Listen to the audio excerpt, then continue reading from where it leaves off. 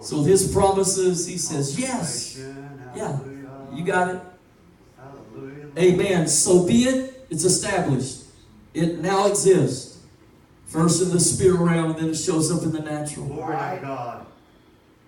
You follow me? Yes, sir. So you got this stuff, and you got these miracles, you got these things, and then there's this wide open door, and it's like this daunting task to walk through it.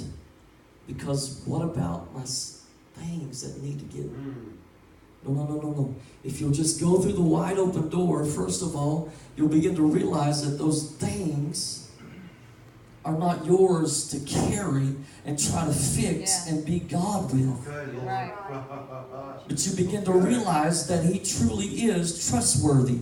You know it with your head, and you've known it with your heart in the past, and your heart still knows it, but not to the depth that it used to because of the attacks that have come against you. I don't know who I'm talking to, but God is talking to somebody, and I believe more than one. And God wants to reestablish trust between you and Him, but He needs you. He desires you to walk, and you need it more so, to walk through the wide open door that reestablishes trust through relationship and intimacy and the closeness that He comes as you walk through it. As you walk through it, the second thing is to walk to it. Have you ever walked through a door in a room? You ever walked through the door in a room? And I said that just right on time, sis. Sorry, you just became you became an example for my message here. So, Miss Gwen walked through that door and then just stood at the door. She came through the door, but instead of walking back to the seat and sitting beside her husband and focusing in on what is being said, she could just stand there, walking in the wide open door, and just kind of be in the room, but look around and not really engage in what's happening. And so it's one thing to understand that God is declaring prophetically there is a wide open door. Not a little door, I'm talking about a wide open door. It's like that wall that I'm looking at right now, that it would be completely gone. It would be a wide door. And the first thing is to overcome yourself and the things that you're dealing with, and take a risk and go through the door, but then don't stand at the door and watch. Come on, you know you've been there. You walked through some doors into some rooms and people, and you felt uncomfortable when you just kind of hugged the door.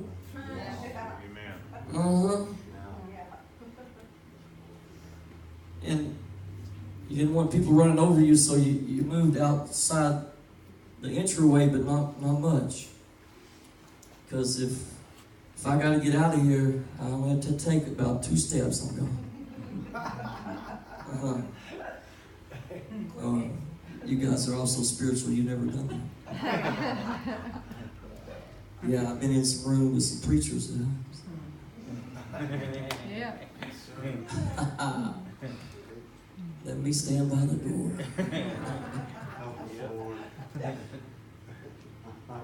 And so for some of us, if we're not careful tonight, we're hearing with our spirit that there's a wide open door.